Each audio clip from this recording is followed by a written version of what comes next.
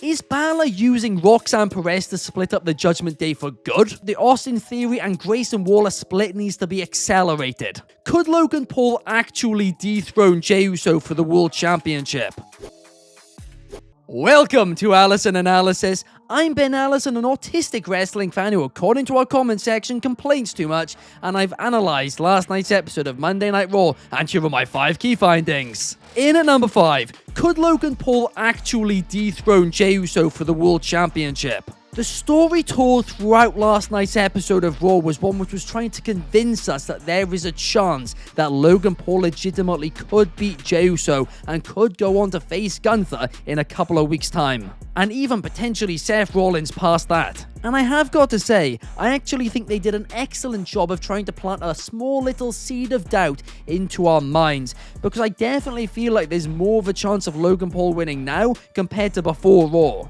But will it happen? I don't think there's a chance in hell. Jey Uso's still going to win, isn't he? But at the end of the day, I did think they did an effective job on this show of doing what they could. And honestly, I do think Logan Paul and Jey Uso are going to have a fun match on Saturday. There's been so much negativity about Jey Uso online at the minute, and it is a little bit bizarre to me considering in arenas, fans are still going absolutely wild for him. They are 100% behind him, and usually there isn't that much of a difference between the opinions of the internet wrestling community and the crowd. Despite what Triple H likes to say, there isn't actually much of one.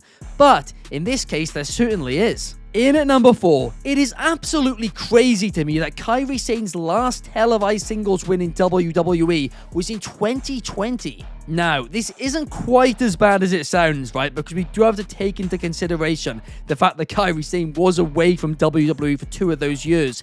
But even still, that is wild. In NXT, she was built up as a key player, somebody with potentially WrestleMania main event potential. And even to this day, when she competes, her talent is so clear. Now, obviously, last night she did make a bit of a mistake with the Zoe Stark thing, but let's put that to one side for a minute. Get well soon, Zoe Stark. But I just truly expected Kyrie's return from injury to be a little bit of a bigger deal and not just announced on social media before the show. I hope they do have a plan in a singles capacity for Kyrie Sane, because she does deserve a singles run, potentially even a singles title run, even if it is just the US or IC title. In at number 3, from this point, the Austin Theory and Grayson Waller split needs to be accelerated. They've now officially been teasing this split for 18 months, and after Theory was laughing when Grayson Waller lost to Sheamus last night, now's the time to just pull the trigger. I'm someone who likes slow builds. I consider myself to be a patient wrestling fan, but this isn't long-term storytelling. It is putting a story on the back burner and forgetting about its storytelling. It's been marinated in spices, which quite frankly are too plain for even me. I mean, honestly, nothing has happened with this storyline since they lost the tag team titles. Absolutely nothing. It has been a waste of a year. And yes, I mean that, waste. So just pull the trigger, hope fans care, and then try and push Austin Theory, because that dude is young with bucket loads of potential, and Grayson Waller I still do think has a lot of potential as well. But before we do get into my top 2 key findings and then the findings which you guys have submitted, could you guys please do me one quick favor, or 2 quick favors, or 3 I guess, depending on how you're counting it, and just like, comment, and subscribe if you haven't already, because it really does help us out here at Wrestling Republic. We create multiple high quality videos every single week, and in addition to that, we have a live daily stream every single day at 8 p.m. UK time, 3 p.m. Eastern over in the United States of America, and 12 p.m. Pacific if you're chilling out over in California. I think there's more places that live in Pacific time than just California, but hey, I'm not American. Thank you guys. In at number 2, the Becky Lynch and Lyra Valkyria feud is being executed really well. I mean, everybody expected Becky to get the W at Backlash, but the fact that Lyra Valkyria did get the win made her feel like a big deal, and not just a paper champion, but somebody who potentially now could be considered a main event star in the women's division. But with that being said, I think we can all agree that Becky Lynch is the one who should take the title to elevate it to a new level, to make the title feel like it is a main event title. And Becky Lynch attacking Lyra after losing at Backlash I thought was a little bit random. But now Lyra costing Becky her opportunity at Money in the Bank, well, it all makes sense because you have essentially set up a rematch between the two, even though Lyra won cleanly the first time. So while I do think it's a certainty that Becky will be getting this title, the way they've done it I'm really impressed by. In at number 1, is Balor using Roxanne Perez to split up the Judgment Day for good? The way Balor got Dom to join Judgment Day was with Rhea Ripley. The way Balor got Dom to turn on Rhea was by Liv Morgan. So could the way that Balor gets Dom to turn on Liv Morgan be Roxanne Perez? And could that be a trap? I think so. I think Dom is going to eventually choose Roxanne, and at that moment, Roxanne is going to turn on Dom. For the first time, Dom will make the wrong decision, and it's all going to come crumbling down.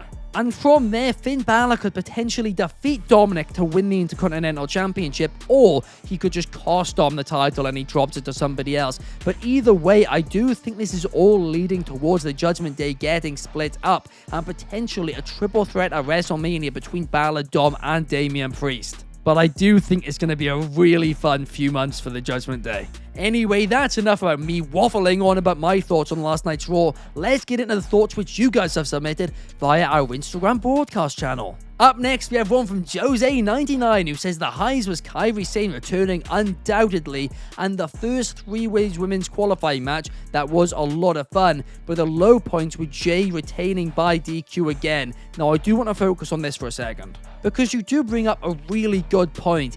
He has been winning, or I guess retaining, through DQs quite a lot lately, and I know last night wasn't a title match, but even so, since this reign began, it's basically been every week a DQ, and I don't think that's going to help the internet narrative about fans turning on him. But I am quite confident he's just going to beat Logan Paul quite cleanly on the weekend, so hopefully that narrative just stops there. And of course, I agree, prayers to Zoe Stark as well, because that knee injury genuinely looked brutal. At Ballistic_Jack sent in one saying, really unfortunate the circumstances with Stark getting hurt and Sain taking the pin. They should have switched gears and had Kyrie win. I mean, clearly Rhea's going to be a key part of this Money in the Bank, and that's why she won. But it does suck, to your point, to have Kyrie be pinned on her first match back. Now, who knows? Maybe she was meant to take the pin anyway. There's no real way of knowing. But it does suck. But again, prayers to Zoe Stark. Up next, we have an opinion from Kobe Galanzowski, the head of reviewing, saying the crowd is ready to cheer Austin Theory. A-Town Down Under need a split. I mean, they've needed a split for what, like a year now? Yeah, let's just split them up and have them cheer Austin Theory, hopefully. In an Austin Theory face run, I still have hope. C-Money_Milzia is saying that if Rhea Ripley wins Money in the Bank, she'll have a new name, Mammy in the Bank. I mean, I could see it happening. It would be fun. Does Rhea need it? No, but could I see them doing it? Potentially. I do think WrestleMania is all going to be leading to Rhea Ripley and Bianca Belair at 42, so I am presuming that either one of them will be champion at that point going into that show. And last but certainly not least, we have one from It's Joe Kalasi saying the high point is Roxanne Perez a new member of the Judgment Day?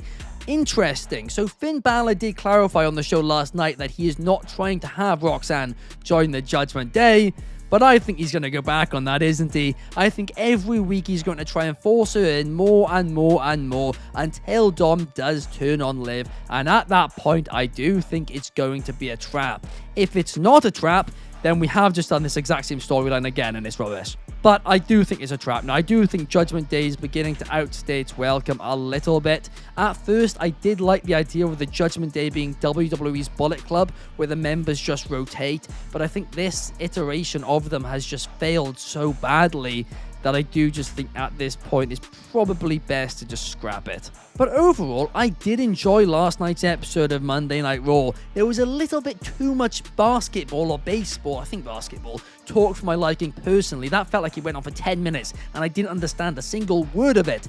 But even still, I enjoyed it and I do like how it made Logan Paul feel like he's got a legitimate chance. That was clearly the focal point of this show and I appreciate that as the viewer. So I'll say overall, I'll give it a thumbs up. But what did you guys think? Let me know in the comments down below, and make sure to check out some of the other videos we have here at Wrestling Republic across the site there as well. I will see you guys in the next video. Peace.